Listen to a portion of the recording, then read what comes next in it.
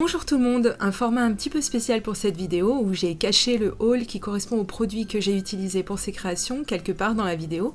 Et ouais, à vous de le retrouver quelque part le long de votre visionnage. Première création, je pars avec ce superbe set de tampons sur le thème été, oui, toujours alors qu'on est en octobre, et alors. Et rappelez-vous que si vous craquez pour quelque chose, vous retrouverez les liens de tout le matériel dans la barre d'informations comme d'habitude, et que vous pouvez bénéficier d'une réduction de 20% sur votre commande avec mon code. Alors niveau qualité et épaisseur des tampons, c'est très bien, rien à redire. Ils tamponnent bien. J'utilise quand même toujours par précaution un outil pour tamponner, mais ça c'est juste par habitude. Allez, on relève les manches et on démarre.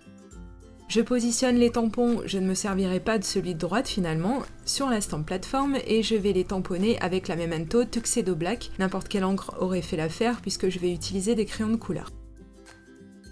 Le tamponnage est moins noir entre guillemets qu'avec la Versafine, mais ma Memento sèche plus rapidement, voilà pourquoi j'ai utilisé celle-ci.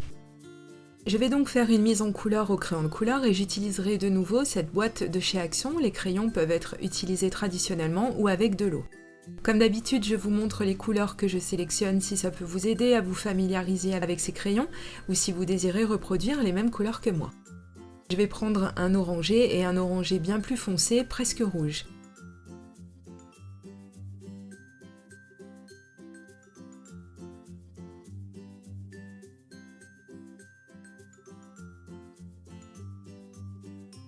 Je commence à appliquer la couleur. Cela n'échappera à personne qui a déjà utilisé des crayons de couleur classiques, l'application est un poil différente. On voit et on sent que le pigment ne s'applique pas de la même façon et c'est bien normal. Ce sont des crayons de type aquarelle, aucun doute. J'ai commencé en appliquant ma couleur en aplat, c'est-à-dire que je l'ai appliquée partout pareil, avec la même pression ou presque pour obtenir un résultat homogène. En tout cas, la couleur est bien là, bien présente. Notez que si vous rajoutez de l'eau dessus, bien sûr qu'on perdra un peu de cette intensité, c'est le principe même de l'aquarelle. C'est seulement la deuxième fois que je les utilise, et comme pour la première, je dois dire que j'aime beaucoup cet effet gras, entre guillemets, qu'on obtient, ça donne l'impression que le crayon glisse sur le papier et qu'on a moins d'efforts à faire. Des efforts? Non mais écoute là, elle, t'es quand même pas en train de gravir l'Everest, hein? Si? Non, ce que je veux dire, c'est que ça facilite la tâche, on a l'impression que ça va plus vite. Ah là, elle est susceptible celle-là, c'est fou, hein? J'ai très peu appuyé et malgré ça, il y a pas mal de pigments, vraiment je les trouve bien sympas à utiliser ces crayons. Je vais intensifier un peu quelques endroits pour marquer les ombres et surtout pour vous montrer déjà les résultats qu'on obtient en utilisant seulement un crayon et une couleur.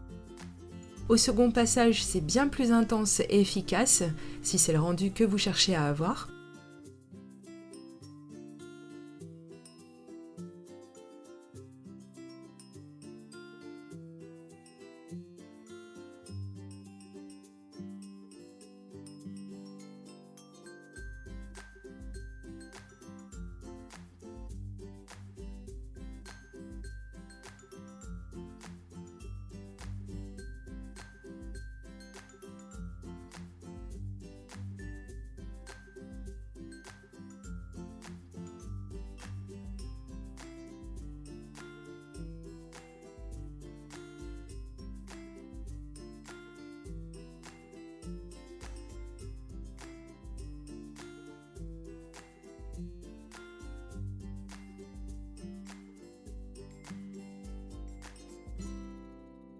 Je change de couleur et là, vous pouvez distinguer que j'en bave un peu pour la rajouter, ce qui est bien normal. La première que j'ai posée est grasse, ce qui fait que ça crée une sorte de film. Voilà pourquoi l'autre teinte est un peu hermétique, mais en appuyant, on obtient quand même une petite pose. Et un joli dégradé, c'est très chouette.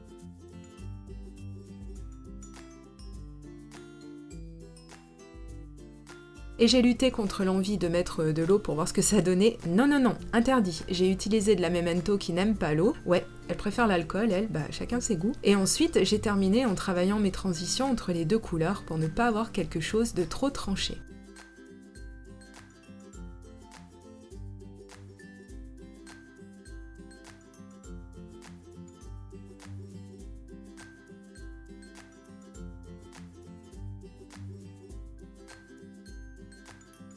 Je continue mes expérimentations avec d'autres couleurs, ici je prends deux jaunes assez proches.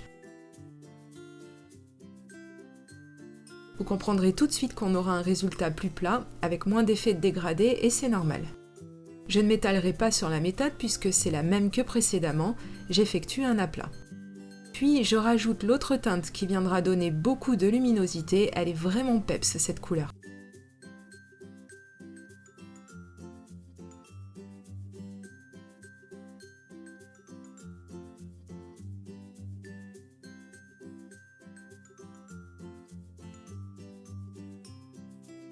Et pour donner un peu de profondeur à l'ensemble, je vais rajouter une autre teinte parce que ça fait quand même trop plat à mon goût.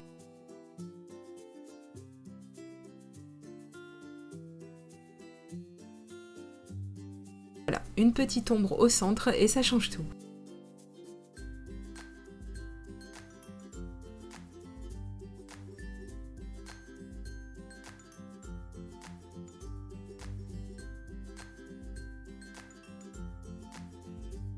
Je change de boîte pour une autre dont les crayons ne sont pas aquarellables du tout. Je vais sélectionner également 2 verts pour vous illustrer le contraire de ce que je viens de faire. Plus on les choisit éloignés et plus on voit les dégradés. Tiens, ça rime en plus. Je pars comme bien souvent à faire un aplat avec la teinte la plus claire et je rajoute la foncée en ombre. Enfin j'essaie parce que mon crayon est mal taillé mais je tiens quand même à l'utiliser en l'état. Quelle flemmarde celle-là. Ah mais oui, mais tailler un crayon ça demande des efforts. Bon, j'ai réussi quand même mais ne faites pas comme moi, ayez toujours vos crayons bien taillés quand vous avez besoin d'être précis.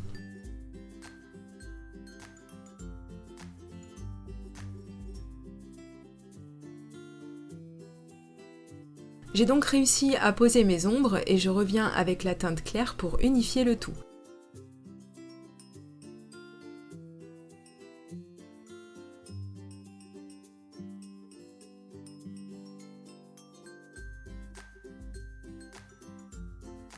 C'est très frais, j'adore cette combinaison qui fait bien ressortir les points de lumière. Ça fera un super die cut, j'en doute pas.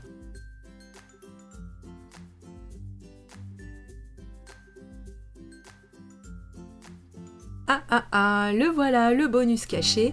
Pour avoir visionné jusqu'ici cette vidéo, voici une vidéo dans la vidéo. Oui, je teste le concept. Et je vais vous montrer l'intégralité des articles et ceux qui me serviront pour une future vidéo et que vous reconnaîtrez sûrement à ce moment-là. J'ai pris ces doigts encreurs en mousse que j'ai testé un peu plus loin dans cette vidéo et qui valent leur pesant de cacahuètes, je trouve. Un die couronne avec de jolis flamants roses, idéal pour les créas sur l'été. Vous verrez, il y a d'autres choses de ce thème dans ce haul. D'ailleurs, j'ai pris ce tampon énorme à coloriser, je suis en train de le faire d'ailleurs et j'adore. Si vous aimez coloriser, vous allez être servi. Ce set de dies, évidemment, je l'ai pris pour la tête de loup au centre qui est très réussi à la découpe, vraiment j'adore. Plein de dies palmiers, cocotiers, enfin tout ce que vous voulez, splendide, j'ai le cerveau qui fuse. Ce die très original qui donne ceci à la découpe, que faut-il d'autre pour une créa réussie sur l'hiver?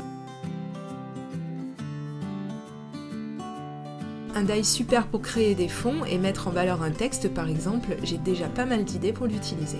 Un grand die pour créer un arbre de Noël majestueux, rien qu'avec des découpes c'est super.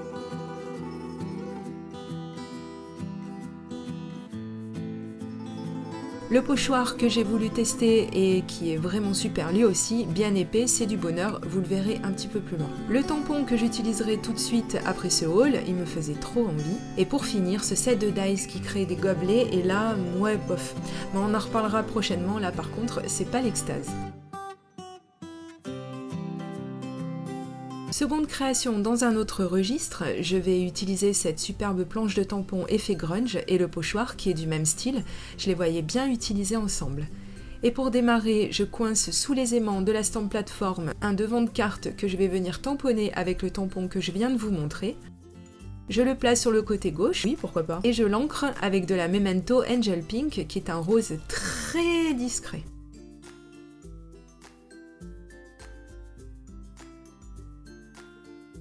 Voyez, je ne vous ai pas menti, très discret, tellement que j'ai décidé de rajouter une autre teinte par-dessus, donc je sors ma Distress Ink Victorian Velvet, qui semble être tout aussi discrète, mais vous verrez que non. Sachez pour ceux qui l'ignorent que les Distress ne sont pas réputées être de bonnes encres pour tamponner si vous cherchez un résultat très net. Mais c'est pas ce que je voulais ici, au contraire, puisque je réalise quelque chose de grunge. Une autre Distress dont vous trouverez le lien pour vous la procurer en barre d'informations sous la vidéo, je le répète, mais c'est nécessaire, que j'appliquerai sur le pochoir que j'ai choisi dans la boutique Livescraft, une boutique qui possède énormément de similitudes avec In Love Art Shop. C'est étrange. Et je vous cache pas qu'il a fallu enlever quelques petits restes de découpe, mais pour le prix ça va, on leur pardonne, surtout qu'il n'y en avait pas beaucoup. Bref, et là je vais enfin pouvoir tester la brosse pinceau de maquillage que j'ai eue chez Action. Vous m'en avez tellement chanté ces louanges que je voulais savoir si moi aussi j'allais aimer. Donc c'est la première fois, alors j'y vais précautionneusement. Je décharge quand même un peu d'encre sur mon brouillon par habitude et je commence l'application.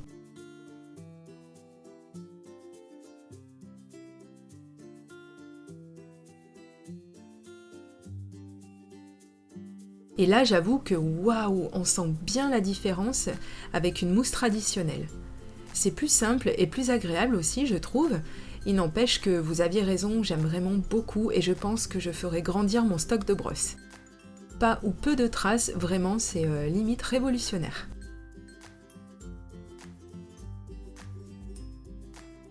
Au début j'y vais vraiment à tâtons, mais après j'ose la tester vraiment bien comme il faut et je m'éclate à rajouter de la couleur.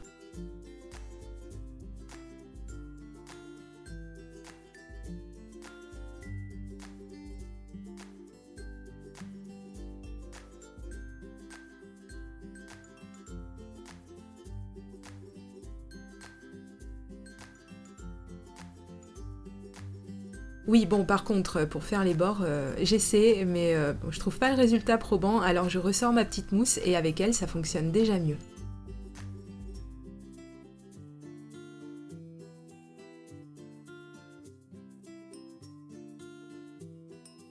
Et pour nettoyer le pochoir, un peu d'eau, une chiffonnette et roule ma poule, c'est tout propre. Je continue de tester ces tampons et je fais un peu de lâcher prise pour créer un fond vraiment déstructuré. En premier, je tamponnerai avec la Memento Grey Flannel et pour créer un relief, j'utiliserai plus tard la Versafine noire qui sera plus visible et viendra équilibrer tout ça.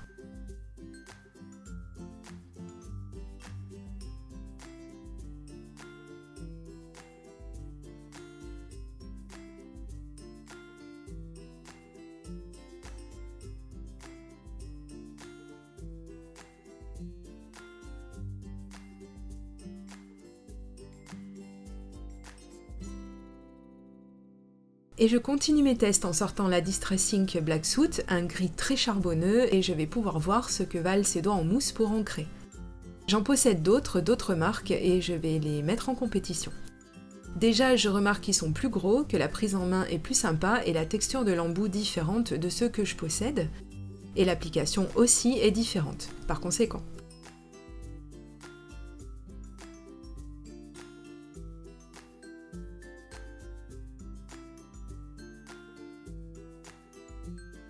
Mais j'ai du mal à dire si je préfère ces mousses-là. Elles sont pourtant très efficaces, ça, on peut pas leur reprocher.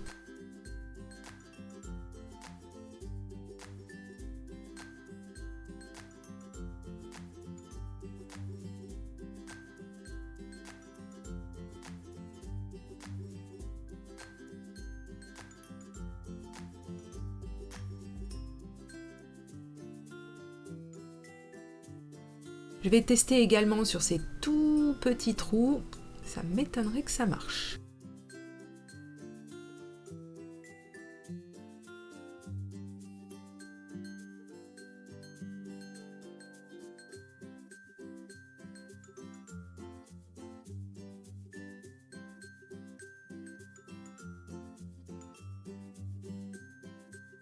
Et si, c'est fou, je suis la première surprise. Et comme j'avais envie de rajouter encore quelque chose, et arrêtez là! J'ai décidé de faire de petites tâches avec la Distress que j'ai encore sous la main. J'en dépose un chouïa sur mon plan de travail, je l'humidifie, et avec un pinceau éventail tout échevelé, vive les pinceaux à 2 balles de chez Action, je tapote au-dessus de mon devant de carte.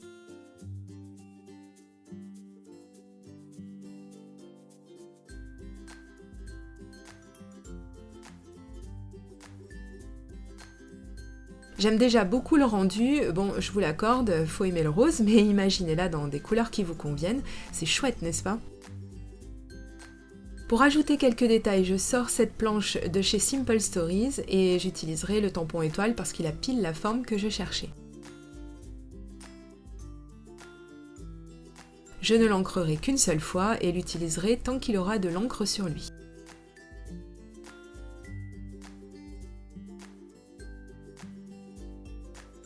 Il ne manquait plus que le texte. Pour cela, je sors une planche de tampon de la marque Les Papiers de Pandore. J'adore, il est très assorti au thème de la carte.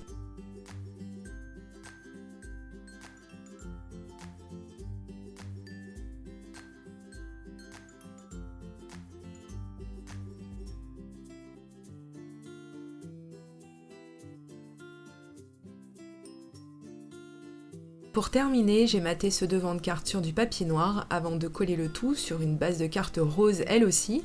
Désolée pour ceux à qui ça pique les yeux. Et voilà, la seconde création réalisée avec le matériel que je vous ai présenté. Ça vous a plu? Alors merci pour le petit pouce en l'air qui m'aide à faire grandir ma chaîne. Vous verrez les autres créations que j'ai réalisées dans une future vidéo. Un petit peu de patience. Dites-moi en commentaire si vous connaissiez cette boutique, je suis curieuse de savoir. En attendant, je vous dis à très bientôt pour de prochaines vidéos créations. Gros bisous, bye bye.